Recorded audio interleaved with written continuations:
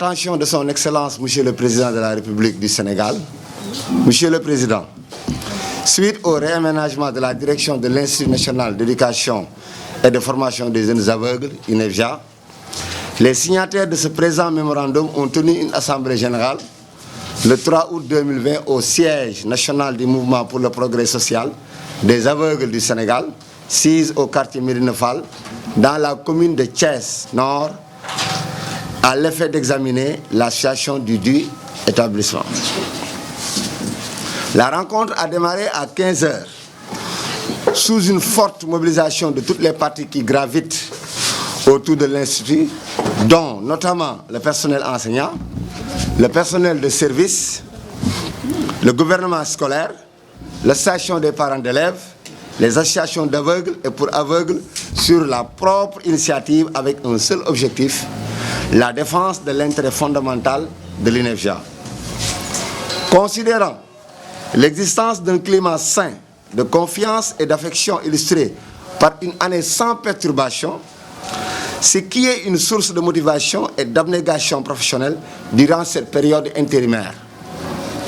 Considérant la gestion remarquable de l'Institut pendant la période de la Covid-19, sensibilisation de tous les acteurs, continuité des enseignements-apprentissages via les réseaux WhatsApp, Messenger, Zoom, mise en place d'un dispositif sanitaire efficace en partenariat avec la Croix-Rouge, convoiement sécurisé de tous les pensionnaires. Considérant la stabilité psychologique des pensionnaires en ces périodes de pandémie et de pré-examen, CFE, BFM,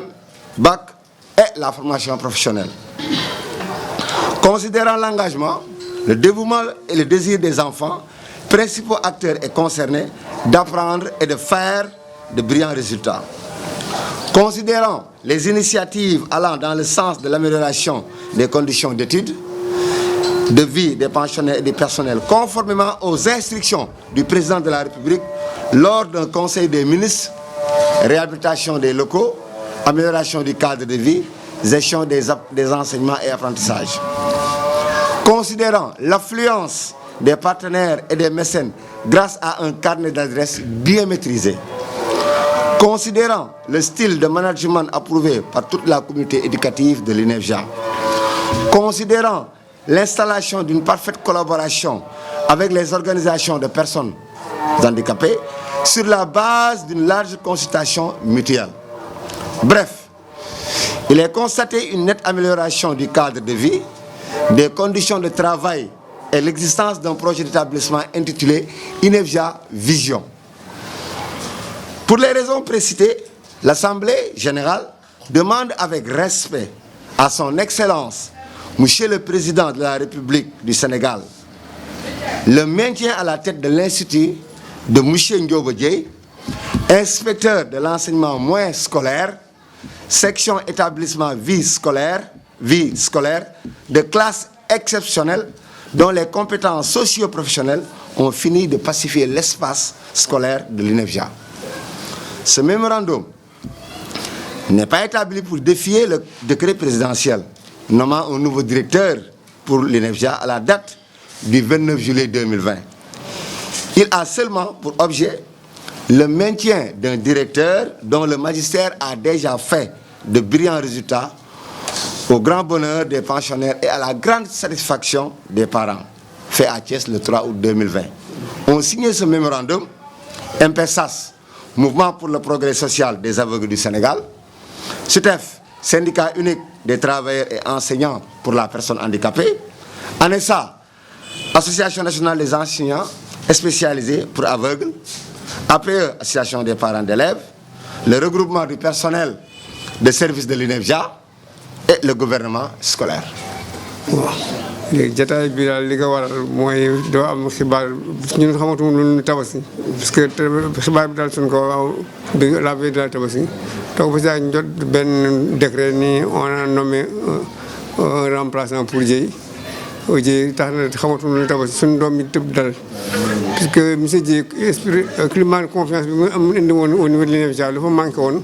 élèves yi gëmatuñu woon seen parents yi gëmatuñu woon seen encadreurs yi di grève à tout moment def ay kii mouvement de zèle loolu lépp Dieye jëlee na ko fi indi fi un climat sain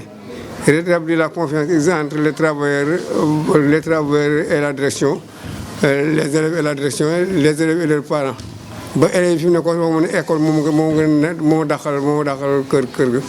kooku ba pare élèves yi dañoo xas pour def des résultats léegi à la veille des examens suñu toogee ñu ni